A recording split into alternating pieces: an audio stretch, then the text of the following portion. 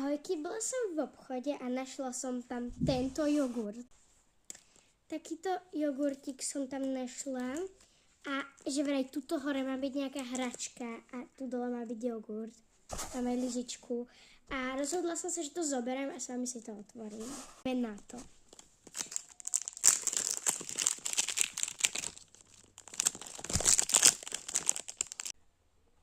Vyzerá to jak vajco na vandrovku, keby išlo. Ešte spodok. Je tu na to taký pásik, aby to išlo ľahšie. Možno to sa šmíka. Teraz toto musíme rozpoliť. Fajn, takže v tomto vrchu je vlastne takáto hračka nejaká. Neviem zatiaľ, čo tam je. A tuto je jogurt. Tak poďme si najprv otvoriť tú hračku.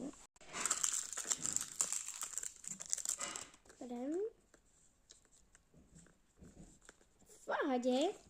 A máš tam aj takýto papierik, ktorý ti ukazuje, čo tam môžeš mať. Takže môžeš tam mať takýchto dinosaurov. Ja by som chcela si toho rúžového, ten je naozaj pretty. A môžeš tam mať ešte takýchto tých psíkov. A ideme si ukázať, čo tam mám. Nie je to môj najlepší z tých, ale je to v pohode. No je tam rozhodne Ace. Není škaredý, nemám rada moc Jacea, ale není škaredý, je celkom pekný. Vystavím si to u babky. Fajn, ale inak, ak by som si mala vybrať, ktorého z toho by som naozaj chcela, tak by to bol asi, ja neviem. Počkať, no z tejto strany by som určite chcela tohto dinosaura ružového a z tejto tiež ružové psíka skara. Tak fajn, teraz si poďme zjesť ten jogurt. Sa zvedavá, ako bude chutiť. Takže fajn, tuto to máme takéto. To si otvoríme. Fíha.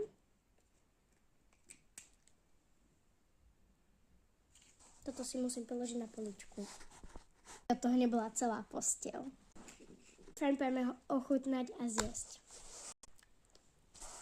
Neviem, či je to za jogurt, ale zdá sa mi, že je to Pavla, tak poďme to ochutnať.